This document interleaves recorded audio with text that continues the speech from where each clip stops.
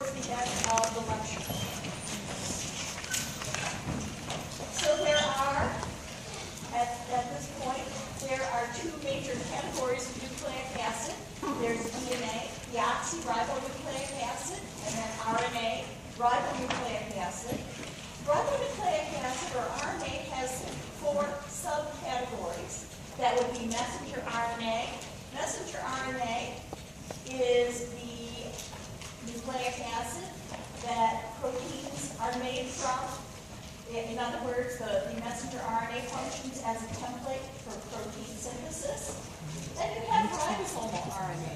Ribosomal RNA is an RNA molecule that's incorporated into the ribosome.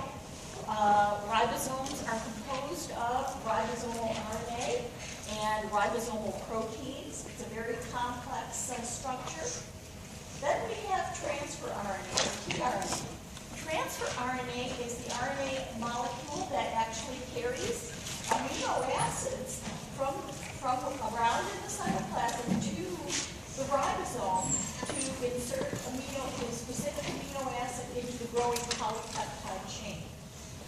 So ribosomal RNA and transfer RNA are RNAs that are involved in polypeptide synthesis. And then we have microRNA. MicroRNA was identified, it's getting on to be about 20 years now. About 20 years ago, there was a small RNA molecule that for years and years was just thought to be degraded RNA that scientists were finding in their experiments, but it turns out to be microRNA. MicroRNA is an RNA molecule that's very small and functions in regulation of protein synthesis, in that microRNA has the ability to bind to messenger RNA and stop protein synthesis. Okay? Can I repeat anything, or does anybody have a question? Okay, the question is, when I go back over microRNA, I thought somebody would ask, all right, microRNA is a very short RNA molecule, and what it does is it binds to messenger RNA and prevents the ribosome from properly binding and allowing for the messenger RNA to be used as a template for polypeptide synthesis. Okay, so it prevents what we call translation. It prevents translation.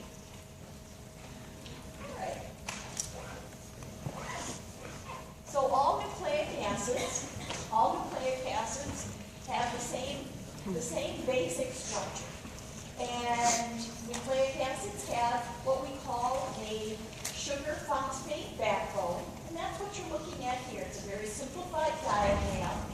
But if we were to look at the components of the sugar phosphate backbone of a nucleic acid chain, what you'd see would be a 5-membered pentose sugar that's covalently bonded to a phosphate group, and also covalently bonded to the pentose sugar is a nitrogenous base. A nitrogenous base, we'll go into the structure of the various different nitrogenous bases shortly here. This whole structure is called a nucleotide, with the phosphate, or pentose sugar, and the nitrogenous base. If it's just a pentose sugar and the nitrogenous base, it's called a nucleoside. And if we take this structure and orient it within a nucleic acid chain, what you would see is that the phosphate group and the pentose sugar make up what is known as the backbone, while the nitrogenous base extends inward at an angle. What I also want to point out to you is that nucleic acids have what we call a 5', 3' orientation. The 5' end of a nucleic acid has a phosphate group. The 3' end of a nucleic acid has a hydroxyl. So that's what establishes the orientation of nucleic acid, is its 5' phosphate and 3' hydroxyl. And we'll see this structure again in the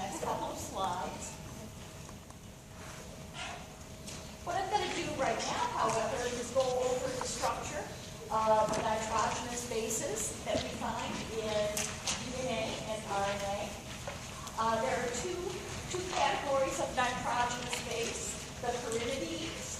The pyridides are the nitrogenous base that has a 6-membered ring. It's a nitrogenous base because the ring is not only composed of carbon, but also nitrogen. Then the other category of nitrogenous base are the purines. The purines involve 2 fused ring structures, a 6-membered and a 5-membered.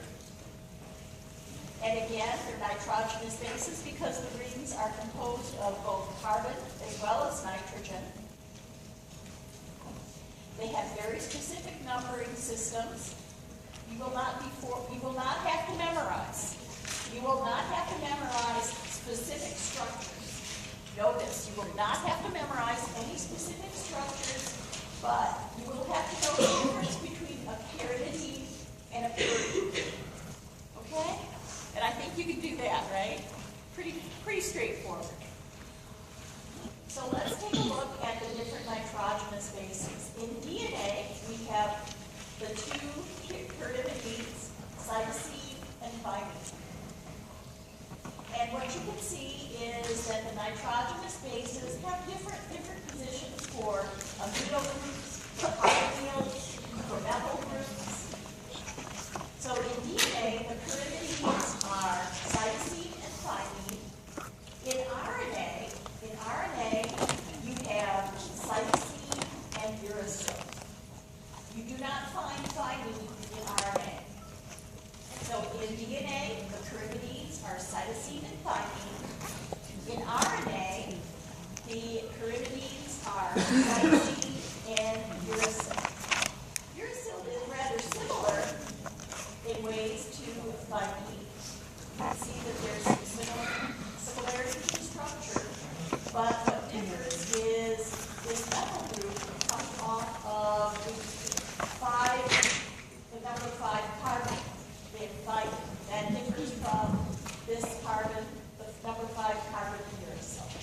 Okay? Then we have the purines. The purines that we find in the DNA and RNA are adenine and guanine. You can see again that you have 2 fused rings. So one difference between DNA and RNA is the presence of uracil as opposed to thymine in RNA. Another difference between DNA and RNA is in the pentose sugar, and that is at the 2' position of the pentose sugar. In RNA, the 2' position, so we have carbon 1, 2, 3, 4, and 5. The 2' carbon has a hydroxyl, covalently bound, whereas in DNA, the 2' carbon simply has a hydrogen. And this is actually very, very important. This is an extremely important difference because this 2' hydroxyl is a functional group. It makes RNA much more reactive and therefore less stable than DNA. Again, I want to stress that this 2' hydroxyl that you find in RNA because it's a functional group, makes RNA more reactive and therefore less stable than a DNA molecule. And you know, for example, how paleontologists are finding 55,000-year-old human skulls and isolating DNA to look at the DNA sequences. They can do that because DNA is stable. It's a fairly stable molecule. You're not going to find RNA in a 50,000-year-old fossil. You will not find RNA in a 50,000-year-old fossil, the reason being that this 2' hydroxyl, like I said, is very reactive, therefore it makes RNA very unstable. Okay? So it will break down. RNA actually has a much shorter half-life than DNA for that reason. Does anybody have a question, or can I explain anything further? Are we okay? All right. And so remember what I was talking talking about the 5' phosphate and the 3' hydroxyl nucleic acid chain. The 3' hydroxyl is what you're seeing. This is what you're seeing in the pentose at the end of the nucleic acid chain. The 3' hydroxyl is in this position here. Okay? So I want to just point out to you also the difference in numbering systems. The nitrogenous base have regular numerals 1 through 6 or 1 through 9, whereas the pentose is numbered 1', 2', 3', 4', and 5', to distinguish the carbons and nitrogens from the pyrimidines or from the nitrogenous bases versus the pentose. Okay? All right.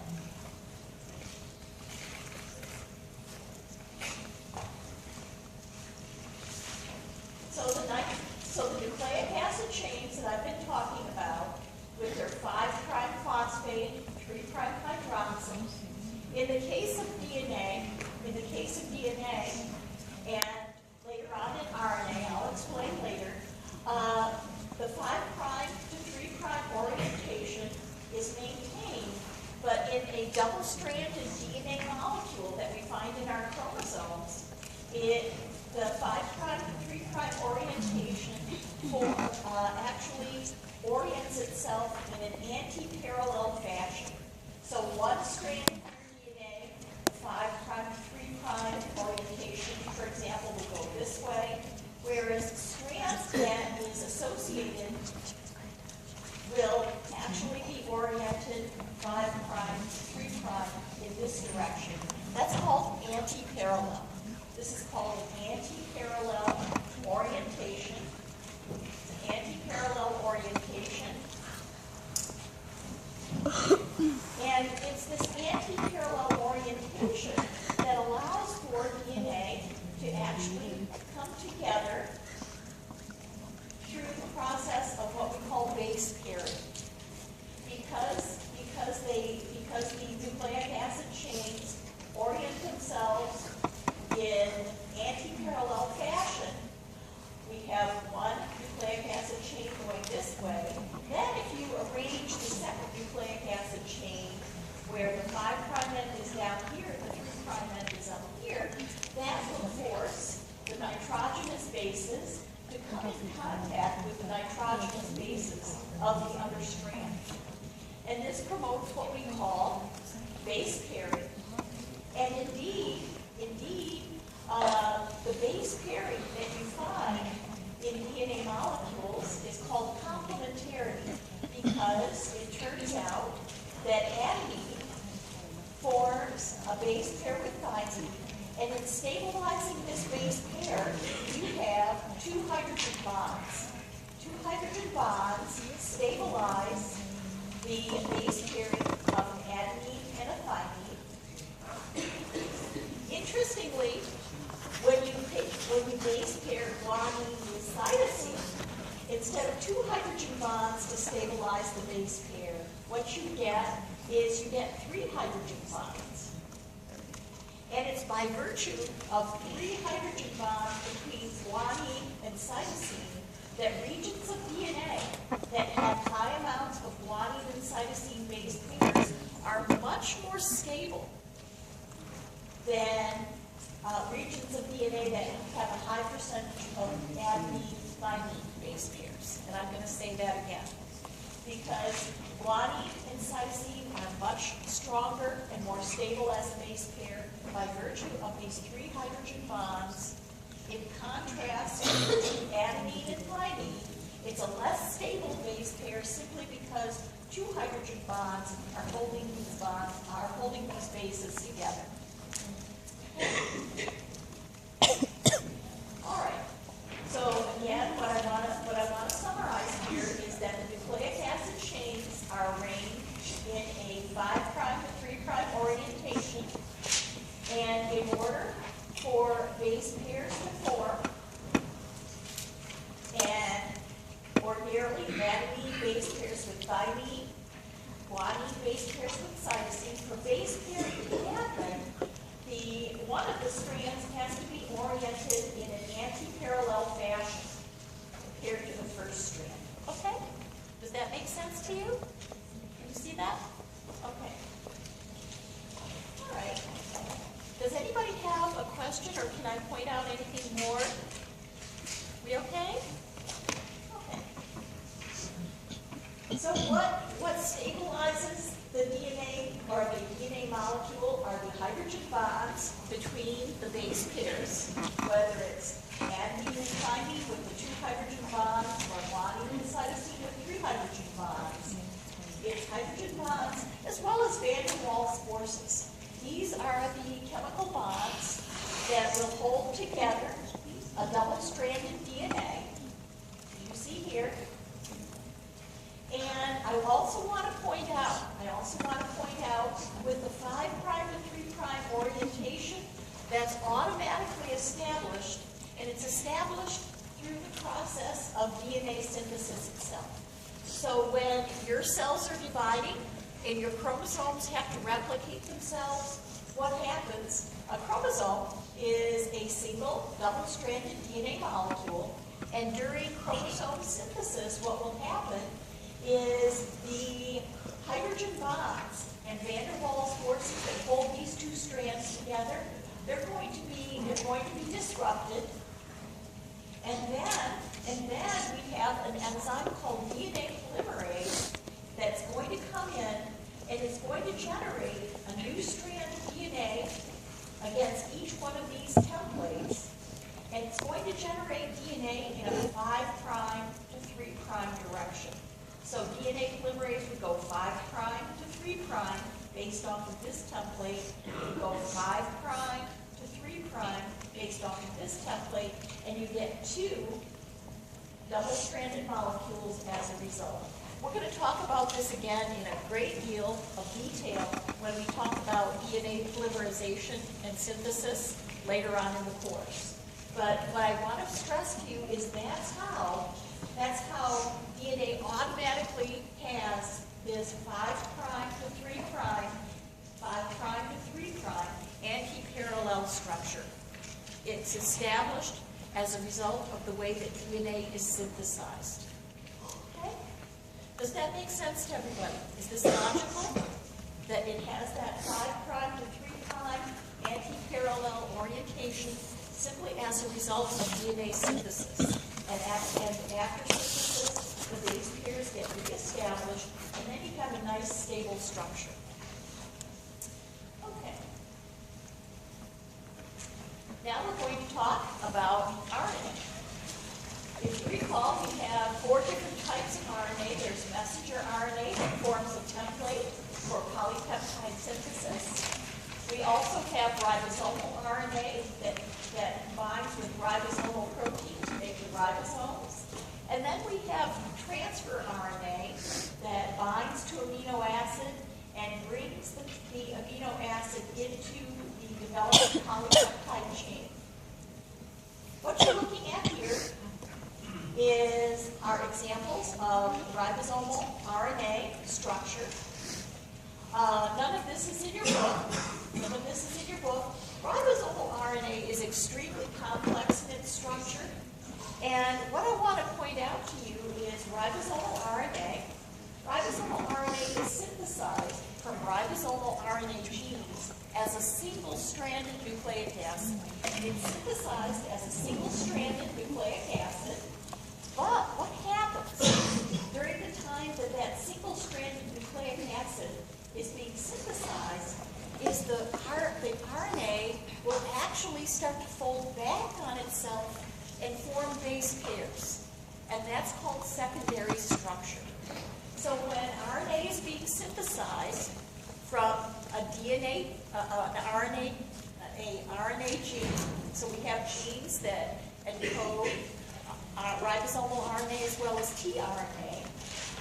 When RNA is being synthesized, especially when it's ribosomal RNA or tRNA, what happens, that single-stranded RNA that's synthesized will actually fold back on itself and form base pairs.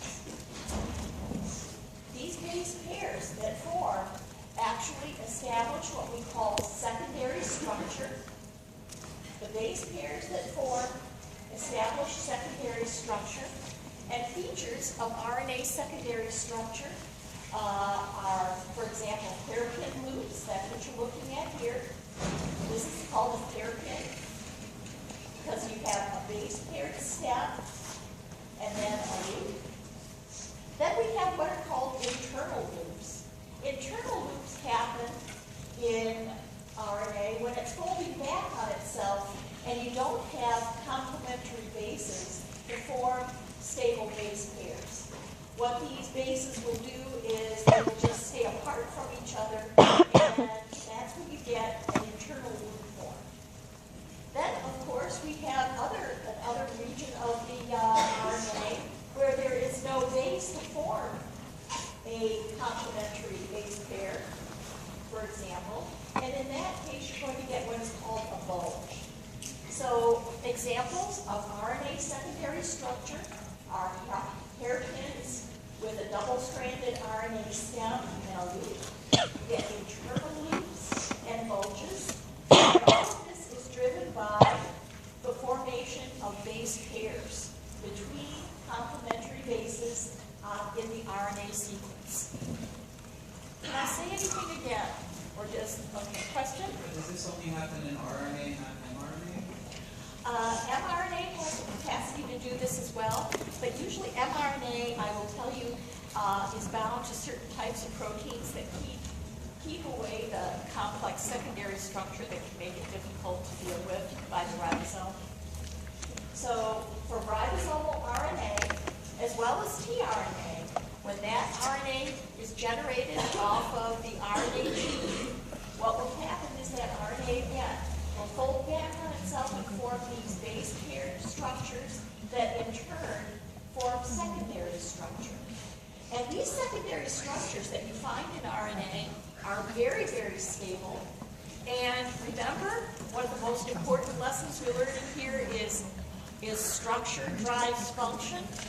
So these structures that form actually establish the function of the RNAs. And what you're looking at here, this is a 16S ribosomal RNA that was identified in E.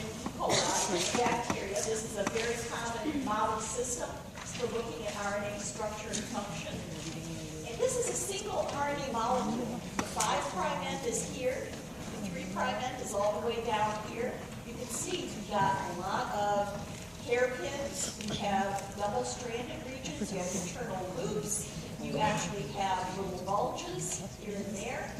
All of these are stable secondary structures that give ribosomal RNA its function and allow it to form a functional ribosome. And believe it or not, when this structure, this very complex structure, forms within the nucleus and wiggles out through a nuclear pore to go out into the cytoplasm and help to form the ribosome. Okay? So that's RNA secondary structure. Like I said, this isn't in your book. So you need your lecture notes to help you to understand ribosomal RNA and tRNA secondary structure.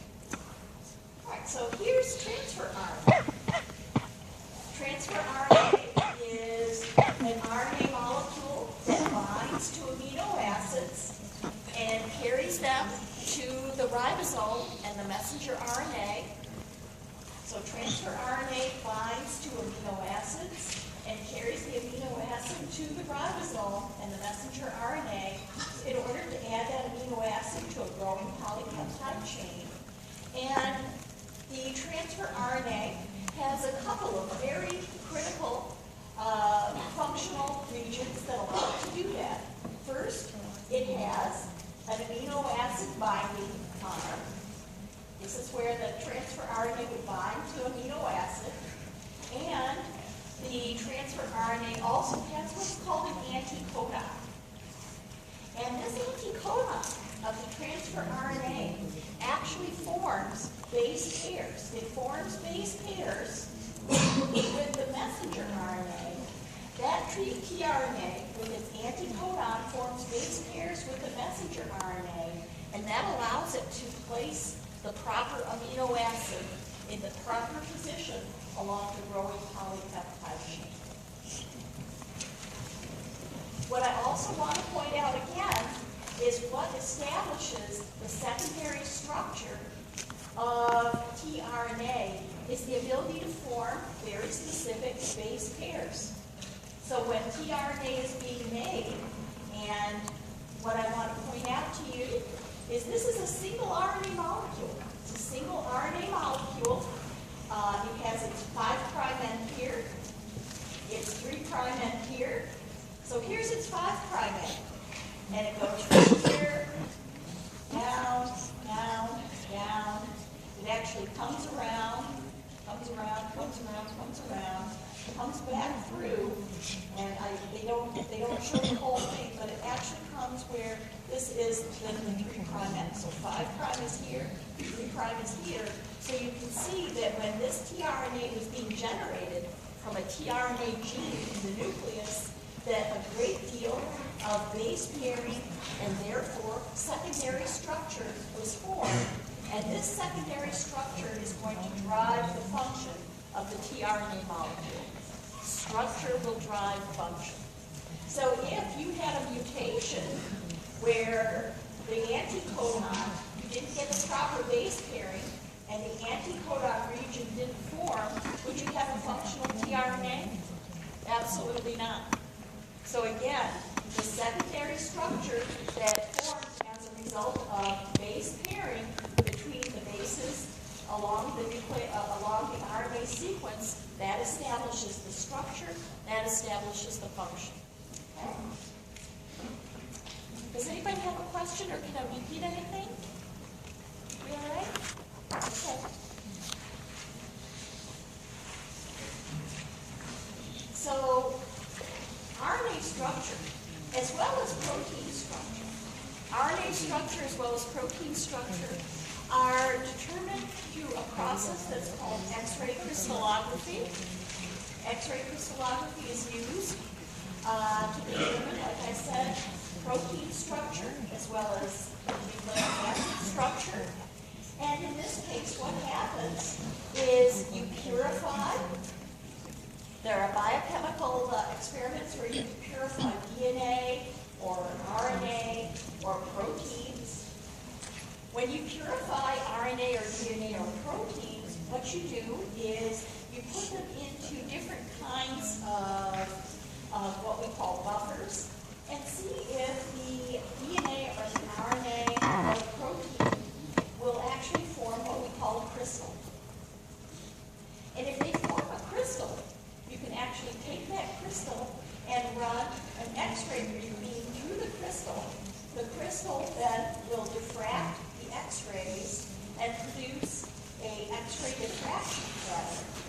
And there are computer programs that will interpret the X-ray diffraction pattern to establish what we call the crystal structure of a protein or a nucleic acid, like DNA or RNA. So that's how the structures of proteins and nucleic acids is determined, is by X-ray crystallography. This is very important if you go on to if you go into biochemistry as a occupation, and in the field of biochemistry, if you're working on nucleic acids or proteins, it's always to your benefit if you have a crystal structure, because if you have a crystal structure, what you can do is you can determine how nucleic acids will interact with proteins, or how nucleic acids will interact with other nucleic acids. So X-ray crystallography is important not just for determining structure, but also in determining how specific macromolecules will interact together. I'm going to say that again. X-ray crystallography is the mechanism that's used to establish the structure of both nucleic acids as well as proteins. Not only can you establish the structure of single macromolecules, you can combine macromolecules together. And this, for example, RNA polymerase II is a very important protein. We're going to hear a lot about it. You can combine RNA polymerase II with DNA as well as RNA and get a crystal off of this and determine the actual structure of the three macromolecules coming together. Okay? This is really important if you're looking at what kinds of genetic mutations can cause disease. If you know what a genetic mutation is going to do to a specific protein, if you can get a crystal structure on it, then it gives you some insight as to how certain genetic mutations will change the structure and function of proteins. And therefore, if you change the structure and function of proteins, you're going to get a genetic disease. Okay? Can I explain anything or repeat anything again? We okay? Question?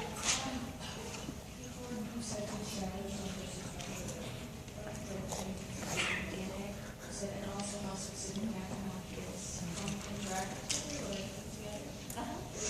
Yeah, the question was, just to repeat, not only can you use X-ray crystallography to establish the structure of single macromolecules, such as nucleic acids or proteins, but you can also use X-ray crystallography to establish the structure that you get when these macromolecules come together. Okay? So you can determine how they interact and what points they're interacting at. Okay. This is definitely not in your book, but this actually is a diagram of how nucleic acid is actually synthesized. And it is not a dehydration synthesis. Your book is incorrect. Your book is wrong. Nucleic acid synthesis is what we call a phosphoryl transfer. It's a phosphoryl transfer. And so what we're looking at here would be, for example, RNA and DNA are made in a very similar way. And this is the example we're going to look at is synthesis of an RNA chain. So RNA synthesis is carried out by RNA polymerase. We have several different types of RNA polymerase. They all function in the same way.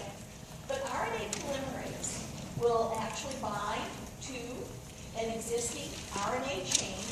And what that RNA polymerase will do is it will bind to a nucleotide base. It will bind to a nucleotide base, a free nucleotide base that's present in the nucleus. And RNA polymerase will take this nucleotide base, and in this case the example is guanine,